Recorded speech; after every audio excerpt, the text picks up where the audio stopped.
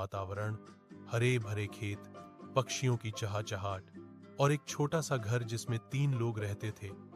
पिता रहमत अली और उसके 2 बेटे हामिद और आमिर। बड़ा बेटा हामिद नरम दिल, मेहनती और गंभीर स्वभाव का था, जबकि छोटा बेटा आमिर जिद्दी, स्वाभिमानी और कुछ हद तक घमंडी। इन दोनों में बचपन से ही बहुत प्यार था।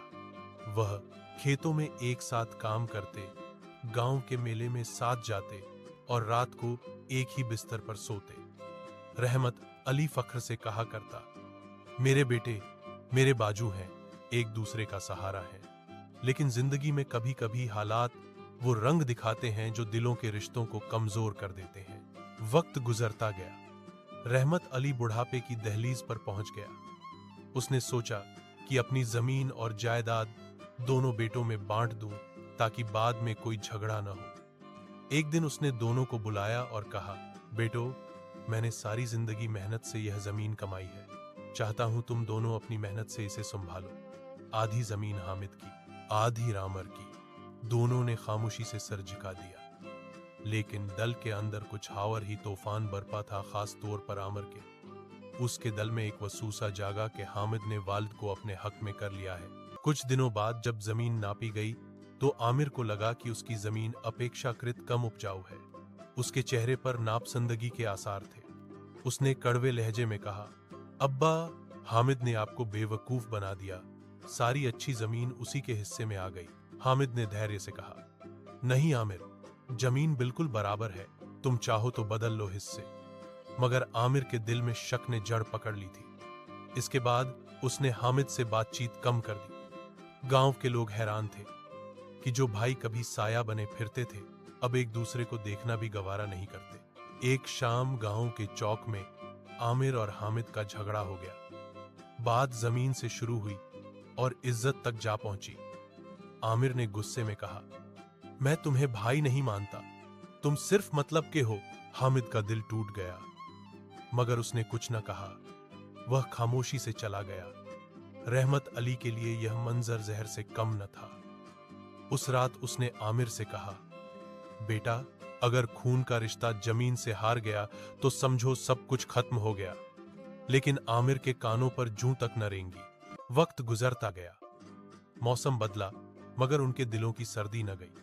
एक दिन मूसलाधार बारिश शुरू हुई। गांव के करीब की नहर में पानी बहुत तेज हो गया। आमिर की जमीन इसी नहर के किनारे थी। अचानक बांध टूट गया और पानी तेज से उसकी फसलों की तरफ बढ़ने लगा। गांव वाले शोर मचाने लगे, आमिर की जमीन डूब जाएगी। आमिर दौड़कर गया तो देखा कि पानी उसके खेतों में घुस चुका है। वह परेशान होकर अकेला बांध बनाने लगा, मगर पानी बहुत तेज था। इसी दौरान हामिद को खबर मिली। वह दौड़ते दौड़ते मौके पर पहुंचा। उसने बिना सोचे समझे आमिर के साथ बंध बांधना शुरू कर दिया। पानी की लहरें खतरनाक थीं, मगर हामिद बाजुओं में पूरी ताकत जमा किए काम करता रहा। आमिर हैरान था। यह वही भाई था जिसे उसने दुश्मन कहा था और आज अपनी जान खतरे में डालकर उसकी मदद कर रहा था।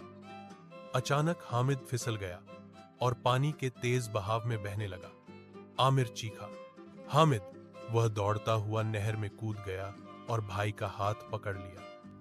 पानी तेज था, मगर आमिर ने अपनी पूरी ताकत लगा दी। चंद लम्हों की कशमकश के बाद वह दोनों किनारे पर आ गए। दोनों जमीन पर गिरे हुए थे। सांस फूली हुई थी। आमिर की आंखों से आंसू बह रहे थे। उसने हामिद को गले लगा लिया और रोते हुए कहा, भाई, मुझे माफ कर दो, मैंने तुम्हें गलत समझा। हामिद ने मुस्कुराते हुए जवाब दिया, भाई वह नहीं होता जो दुश्मनी निभाए, बल्कि वह होता है जो माफ करे। रहमत अली भी वहां पहुंच गया। उसके चेहरे पर सुकून था। उसने दोनों को गले लगाया और कहा, अब समझ आया, दुश्मन कभी बाहर से नहीं आता, वह दिल में पैदा होता है। अगर दिल साफ हो तो सब कुछ ठीक हो जाता है। कुछ दिनों बाद जब जमीन नापी गई तो आमिर को लगा कि उसकी जमीन अपेक्षाकृत कम उपजाऊ है। उसके चेहरे पर नापसंदगी के आसार थे। उसने कड़वे लहजे में कहा, अब्बा, हामिद ने आपको बेवकूफ बना दिया। सारी अच्छी जमीन उसी के हिस्से में आ गई। हामिद ने धैर्य से कहा, नहीं आमिर, जमीन बिल्कुल बराबर है, तुम चाहो तो बदल लो हिस्से। मगर आमिर के दिल में शक ने जड़ पकड़ ली थी। इसके बाद उसने हामिद से बातचीत कम कर दी। गांव के लोग हैरान थे कि जो भाई कभी साया बने फिरते थे, अब एक दूसरे को देखना भी गवारा नहीं करते। एक शाम गांव के चौक में आमिर और हामिद का झगड़ा हो गया।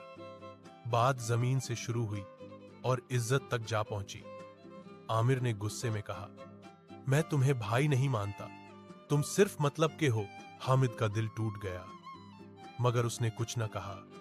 वह खामोशी से चला गया। रहमत अली के लिए यह मंजर जहर से कम न था। उस रात उसने आमिर से कहा, बेटा, अगर खून का रिश्ता जमीन से हार गया तो समझो सब कुछ खत्म हो गया। लेकिन आमिर के कानों पर जूं तक न रेंगी।